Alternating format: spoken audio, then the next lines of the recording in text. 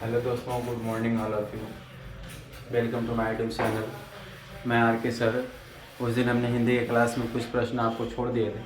आइए वो देखते हैं क्या है। इसी वर्ड का लिखा, हमने वर्ड को दो भागों में बांटा है। एक आपका स्वर है, दूसरा आपका व्यंजन है। जिसमें स्वर को मैं दो पार्ट में डिवाइड किया हूँ। एक आपका ह्रस्व स्वर है और दूसरा आपका दीर्घ स्वर है। तो ह्रस्व स्वर की संख्या 4 होती है और दीर्घ स्वर की संख्या 7 होती है। आइए डेफिनेशन हम आपको बता देते हैं कि ह्रस्व स्वर की डेफिनेशन क्या होती है। ह्रस्व स्वर वे स्वर होते हैं जिन स्वरों का उच्चारण करने में कम समय लगता हो, उन्हें ह्रस्व स्वर कहते हैं। जैसे एग्जाम्पल मैं राइट किया हूँ, और ई, ऊ और री, ये आपका ह्रस्व स्वर में आता है। इसके बाद आपका है दीर्घ स्वर।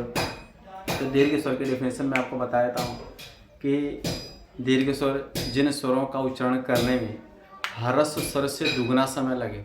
जिन स्वरों का उच्चारण करने में ह्रस्व स्वर से दुगना समय लगे उन्हें दीर्घ स्वर कहते हैं। और दीर्घ स्वर में आपका आ, ई, ऊ, ए, ऐ, ओ, औ, यानी इनकी संख्या 7 होती है। ठीक है, तो ये आपका हो गया स्वर। आइए हम देखते हैं व्यंजन। तो हमारा जो व्यंजन होता है वो व्यंजन को हम 5 भागों में डिवाइड करते हैं। 5 भागों में हम डिवाइड कर लेते हैं, जैसा कि इसके बारे में मैं उस दिन आपको बता दिया था। पहला आपका स्पर्श व्यंजन। स्पर्श व्यंजन में शॉर्ट कट बताया था कि क, च, ट, त, प। ये 5 वर्ग जो होते हैं, 5 वर्ग में 5-5 अक्षर होते हैं। और तो इसका हम मल्टीप्लाई 5 गुणे 5 कर देते तो 25 हो जाता है। लेकिन इसमें 2 अतिरिक्त वर्ग होते हैं जो ढ और ढ होता है, इसको मिला करके 27 होते हैं। लेकिन ज़्यादातर आप 25 ही देखे होंगे।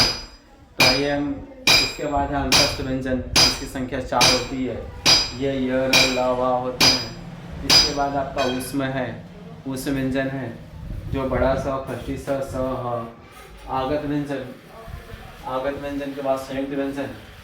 और इसके बाद हम यहाँ टोटल देखेंगे कि स्वरों की संख्या कितनी होती है और व्यंजन की संख्या कितनी होती है। तो जो स्वर की संख्या होती है वो आपकी 11 होती है और व्यंजन की जो संख्या होती है वो 41 होती है। यानी अगर हमसे कोई क्वेश्चन करे कि हिंदी वर्णमाला में कुल वर्णों की संख्या जो होती है वो कितनी होती है, तो हम उसका आंसर देंगे 52।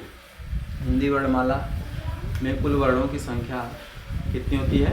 52 हो गया। अब नोट में मैं राइट किया हूँ कि ड और ढ़ ये उच्चित व्यंजन में आते हैं और ज और फा आपके ये विदेशी वर्ण में आते हैं, ये विदेशी व्यंजन में आते हैं। और ढ आपके जो होते हैं ये उच्चित व्यंजन में आते हैं। इसी के नीचे ने परिभाषा राइट कर दिया है कि जिन वर्णों का उच्चारण बिना किसी अवरोध के तथा बिना किसी दूसरे वर्ण की सहायता से होता है उसे स्वर कहते हैं। तो स्वर जो होता है वो स्वतंत्र होता है। जैसे आप हैं, आप एक स्वतंत्र देश के स्वतंत्र नागरिक हैं, वैसे आपका स्वर है। ठीक है, इसके बाद जिन स्वरों के उच्चारण में कम समय लगता है उन्हें ह्रस्व स्वर कहते हैं। इनकी संख्या 4 होती है। फिर दिया गया है जिन स्वरों के उच्चारण में ह्रस्व स्वर से अधिक समय लगता है उन्हें दीर्घ स्वर कहते हैं। इनकी संख्या कितनी होती है? 7 होती है। आइए इसके बाद हम कुछ इंपॉर्टेंट चीज़ देखते हैं। जैसे मैं यहाँ राइट किया हूँ आगत स्वर।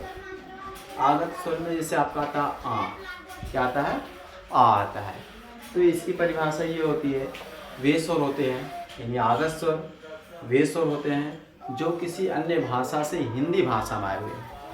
तो और जो है ये अंग्रेजी भाषा से हिंदी भाषा में आया है। आगत स्वर जो आ होता है वो अंग्रेजी भाषा से हिंदी भाषा में आया हुआ है ना, इसलिए इसको आगत स्वर के नाम से जाना जाता है। इसके बाद आपका अग्रस्वर है। अग्रस्वर किसे कहते हैं? अग्रस्वर में होता है वे स्वर जिनके बोलने में या जिनके उच्चारण करने में जीभ का अगला हिस्सा सक्रिय होता है, यानी कार्य करता है, उसे हम अग्रस्वर कहते हैं। जैसे ई, ए, ऐ, ये सब किस में आते हैं? अग्रस्वर में आते हैं। अब रहा आपका मूल स्वर। तो मूल स्वर अभी आप पढ़े हैं कि ह्रस्व स्वर जो होता है ह्रस्व स्वर ही मूल स्वर होता है। तो आज के लिए बस इतना ही, और लगातार हमारे यूट्यूब चैनल पर बने रहने के लिए आपको बहुत बहुत धन्यवाद। वीडियो को लाइक करें, शेयर करें और कमेंट करके बताएं कि हमारे द्वारा बताया गया जो बेसिक कॉन्सेप्ट रहा वो कैसा था। गलत है तो आप हमें राय दें, अगर सही है तो आप उसको एक्सेप्ट करें। थैंक यू, धन्यवाद।